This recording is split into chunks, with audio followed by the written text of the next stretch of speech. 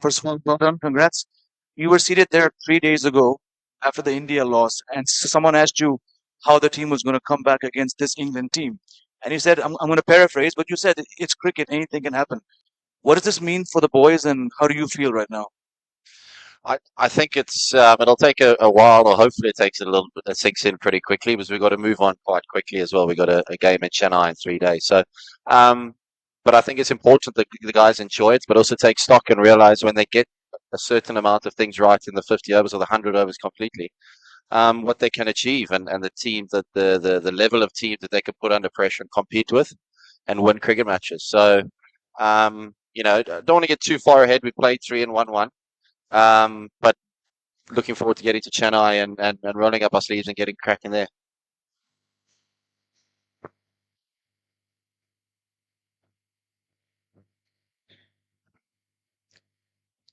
Okay, Afghan cricket has come a long journey. So, would you place this I mean, how significant do you think? Would you consider rate this victory as in the history of Afghan cricket? Well, I think in the 50 over competition, it could be one of the highlights. I think, the only other World Cup game they've won was in 2015, I think, in Dunedin against Scotland. Um, so this is significant. It's certainly in the manner and by the margin as well.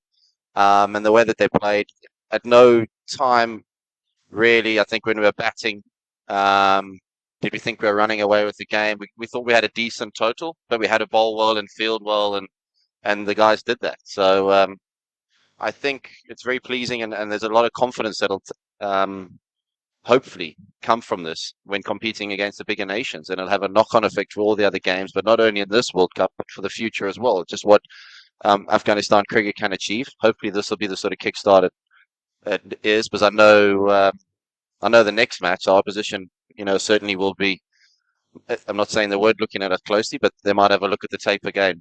We respect every opposition, and I say this to the guys, but we don't fear anyone. Every game that we here to play, we here. I believe we can win. Anayatul Haq Yassini from BBC Afghan. This match must be received very with happiness back in Afghanistan and also bring some relief to the cricket team, particularly in the backdrop of natural disaster in Mm, Afghanistan. mm.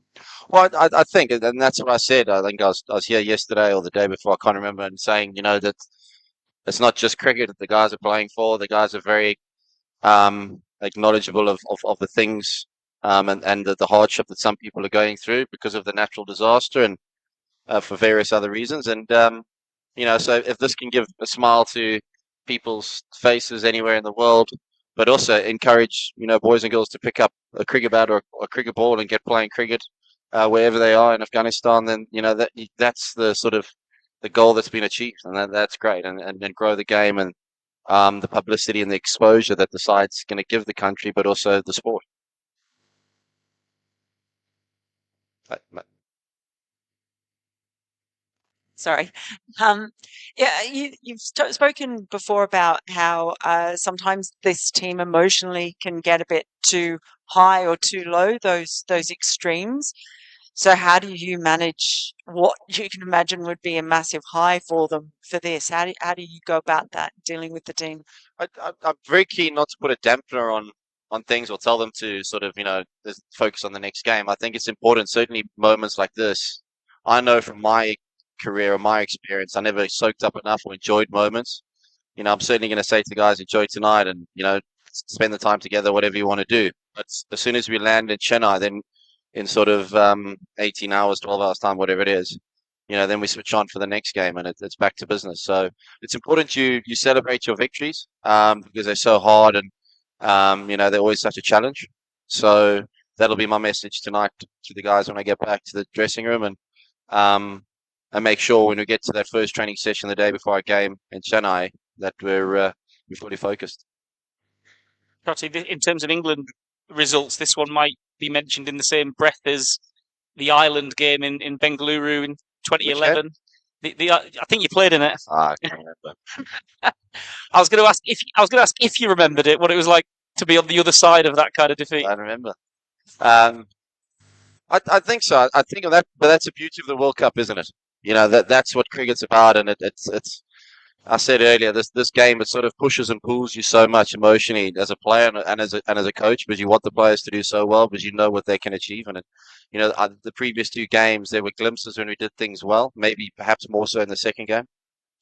So I'm just chuffed for the players, and I'm really, the things that we've spoken about, and as a side, we've agreed if we get these sort of things right, we can compete with anybody in the world.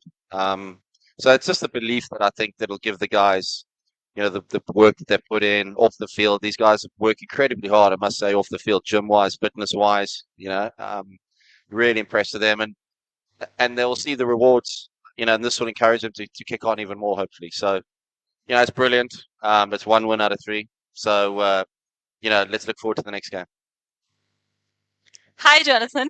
This is Sunita from NDTV. And last time I asked you when you lost against India, and I asked you that will Afghanistan be able to beat England? And you said definitely Afghanistan will beat anyone. Now you've done it. So, how are you feeling, and what positives Afghanistan will take for the upcoming games of the World Cup? Well, I think it's to bowl out England. I think 220 and on what is quite a very small field here at Delhi. It just shows that when we bowl, when we hit our straps with the ball, and Faisal and Mujib were excellent up front. It was all round. I think the 50 overs, there was times when it was ebbing and flowing, but we held our nerve, and that's the thing. Sometimes when we've got in positions to win, we haven't been able to capitalize. So we had Brooke was playing fantastically, and we managed to sort of nullify him a little bit, and try and bowl at the other one. Just the cricketing awareness. That's the types of things when you're playing big games like this and you win big games. You remember the things you did well, and I know a lot of the captain and the bowlers, they'll take a lot of things like that from it, and when they're in the position again, hopefully under pressure, or the expectation is they can win a game for their side, they'll know what to do, and they'll know how to execute. Trotty, could I just ask you to speak a bit about Gurbaz's innings, and particularly the way he came out and put England under pressure up top in the power play?